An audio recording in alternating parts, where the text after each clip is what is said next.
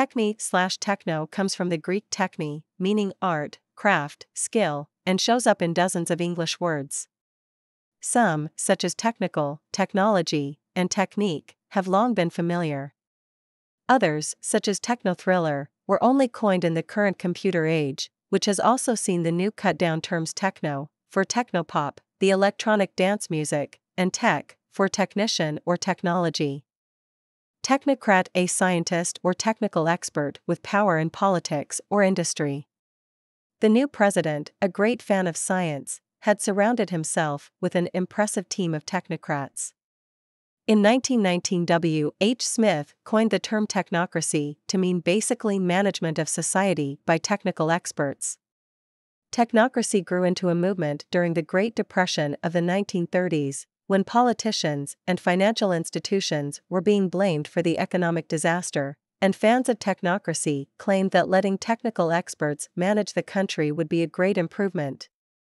They also suggested that dollars could be replaced by energy certificates representing energy units, called ERGs. Today, technocrat and technocratic are still popular words for experts with a highly rational and scientific approach to public policy issues. But these experts aren't always the best politicians, and when a terrific technological solution to a problem is opposed by a powerful group or industry, lawmakers find it easier to just ignore it.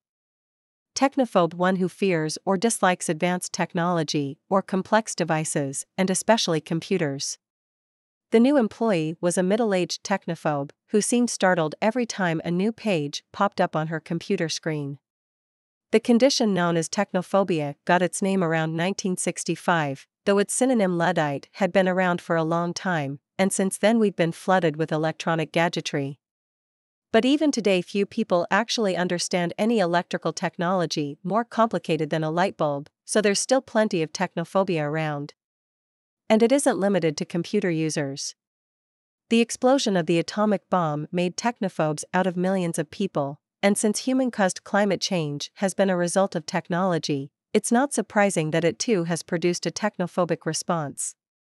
But if technology turns out to be part of a solution, maybe that will change. Technophile, one who loves technology.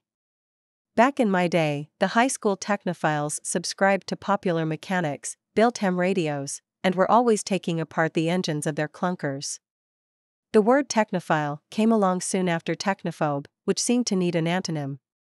Its own synonyms include geek, gearhead, and propeller head for the characters in 1950s comic books who wore propeller beanies to indicate that they were sci-fi fans.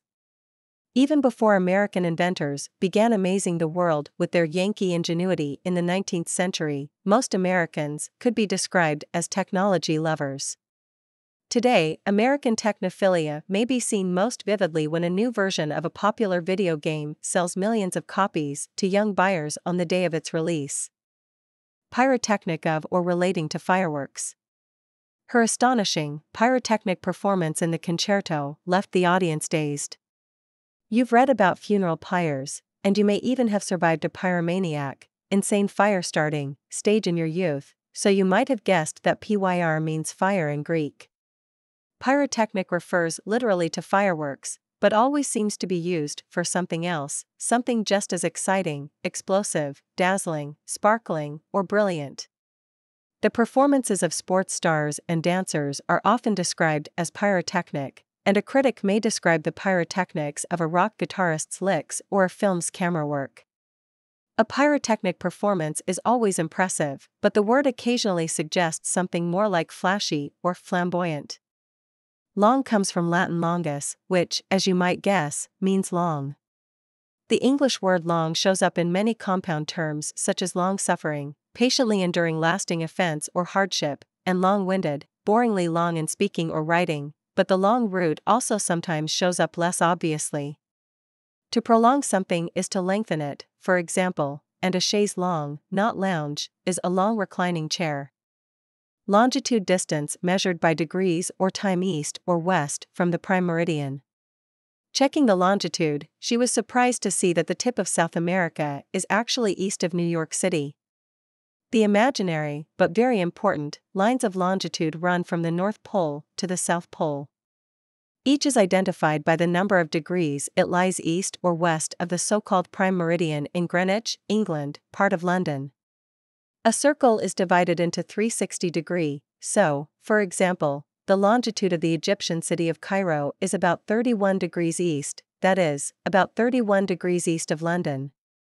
The long sense of the route may be easier to see in some uses of the adjective longitudinal. A longitudinal study is a research study that follows its subjects over many long years, and a longitudinal engine is one that drives a crankshaft that runs lengthwise under a vehicle, as in rear-wheel drive cars, rather than crosswise. Elongate: 1. To extend the length of, stretch. 2. To grow in length. When mammals gained the ability to fly, it wasn't by means of feathered wings. Instead, over thousands of years, the digits of their hands elongated and a web formed between them. Elongate is often found in scientific writing, but the adjective elongated is more common, and frequently used to describe body parts in discussions of anatomy.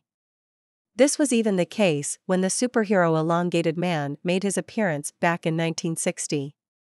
But some other characters with the same powers, Plastic Man, Elastic Lad, and Mr. Fantastic, ended up having longer careers. Longer: a dull and boring portion, as of a book. She tells me the book is extremely rewarding, in spite of some longeurs during which she occasionally drops off to sleep. Longer comes straight from French, a language based on Latin. When we borrow a foreign word, it's usually because English doesn't have a really good synonym, which is the case here. Longer is used mostly when talking about books, but also when describing lectures and speeches. Like certain other French words, longer tends to be used mainly by critics and professors, but lots of us who aren't either could find plenty of use for it too. Oblong: longer in one direction than in the other. Their apartment was awkwardly oblong, with a long skinny hall running past the cramped rooms. Oblong is a general but useful term for describing the shape of things such as leaves. There's no such thing as an oblong circle, since a stretched circle has to be called an oval, and any rectangle that isn't square is oblong, at least if it's lying on its side. Such rectangles can actually be called oblongs. Pills are generally oblong rather than round, to slide down the throat more easily. An oblong table will often fit a living space better than a square or round one with the same area. And people are always buried in oblong boxes.